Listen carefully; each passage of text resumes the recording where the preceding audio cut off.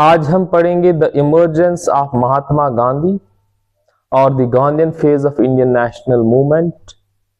इसे हम गांधीयन इरा भी कहते हैं। ये एक important phase of modern Indian history है और इसमें से बहुत सारे क्वेश्चंस जो है एग्जाम्स में पूछे जाते हैं।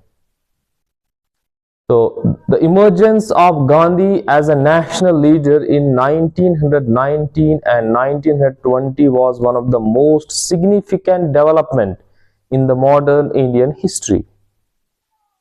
तो 1919 से पहले महात्मा गांधी की बहुत सारी अचीवमेंट्स हैं, जैसा कि 2 अक्टूबर 1869 को जो है Mahatma Gandhi was born at Porbandar in Gujarat.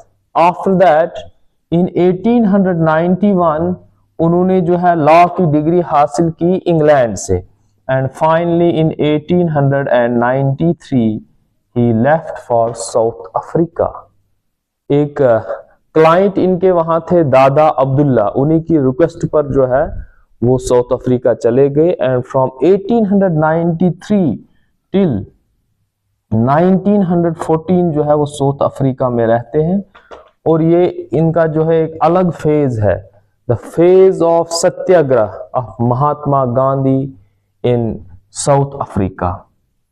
तो फिर जुलाई 1914 को जो है ये अफ्रीका के केप टाउन से जो है इंडिया की तरफ रवाना होते हैं, and finally arrived in India in January 1915। तो एग्जाम में क्वेश्चन पूछा जाता है, जैसा कि आपने बुक्स में पढ़ा होगा कि महात्मा गांधी ही लेफ्ट फॉर इंडिया इन 1914, तो हमारे जहन में ये रह जाता है कि शायद वो इंडिया 1914 में ही पहुंचे होंगे। तो एग्जाम में क्वेश्चन पूछा जाता है, in which year Mahatma Gandhi arrived in India from South Africa. तो ऑप्शंस होते हैं 1913, 1914, 15 एंड 16। या कभी कभार ऐसे पूछा जाता है कि जनवरी की किस डेट को, तो 9 जनवरी को जो है वो इंडियन जो है सॉइल के ऊपर जो है लैंड हुए, उनका जो है फुट इंडियन सॉइल के ऊपर लैंड हुआ 9 जनवरी 1915।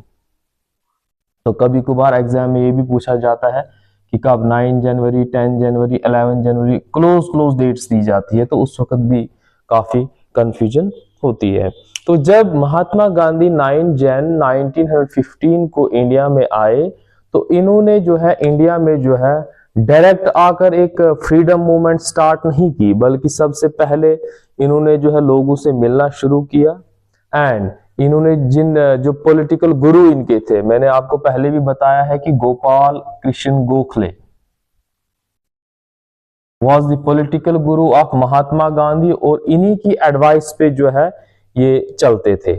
तो 1916 से महात्मा गांधी ने क्या किया, इन्होंने पूरे जो है 1915 के बाद ही जो है पूरे कंट्री का टूर करना स्टार्ट किया, to know the exact condition of the masses and the level of exploitation. पूरे मुल्क की हालात को जानने के लिए जो है इन्होंने टूर्स किए, and finally Gandhi ji emerged as national leader in 1919 and 1920, यानी कि 1919 में महात्मा गांधी जी ने फर्स्ट मास मूवमेंट को लॉन्च किया। इससे पहले इन्होंने काफी रीजनल मूवमेंट्स आई, जैसे खेड़ा सत्याग्रह है, ये अहमदाबाद मिल स्ट्राइक है, लेकिन मास मूवमेंट जो है the first mass movement came in 1919। तो जिस वक्त गांधी जी इंडिया में आए, तो उस वक्त इंडिया की कंडीशन कैसी थी, यहाँ पर माहौल कैसा था। During this period a kind of political vacuum prevailed in India, कि यहाँ पर पॉलिटिकल वैक्यूम था, लीडरशिप वैक्यूम था, यानी कि मासेस को जो है देवर लीडरलेस। उस वक्त क्या था, both moderates and extremists has lost their popularity. तो जो पुराने इंपॉर्टेंट मॉडरेट लीडर्स थे वो उनकी वफात हो गई थी, एंड एक्सट्रीमिस्ट लीडर्स वो बूढ़े हो चुके थे, they were no like toothless tigers. तो लोगों को जो है इन पे उतना ज्यादा भरोसा भी नहीं था, तो they were looking for a new leader. तो वो न्यू लीडर जो है इनको गांधी जी की सूरत में दिखे, और लोगों ने इनको जो है रेडीली एक्सेप्ट किया।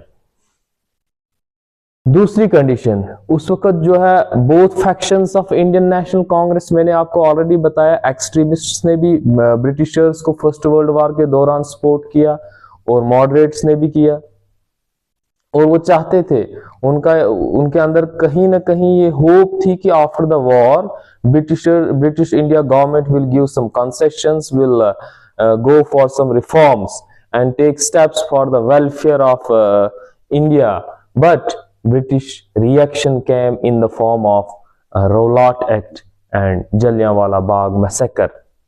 तो इससे क्या हुआ, जो एंटी ब्रिटिश सेंटिमेंट्स थे लोगों के अंदर ऑलरेडी मौजूद थे, they reach to the new heights, और ये जो है एक परफेक्ट कंडीशन ऑलरेडी जो है यहाँ पर बन चुकी थी for the emergence of Gandhi as a mass leader.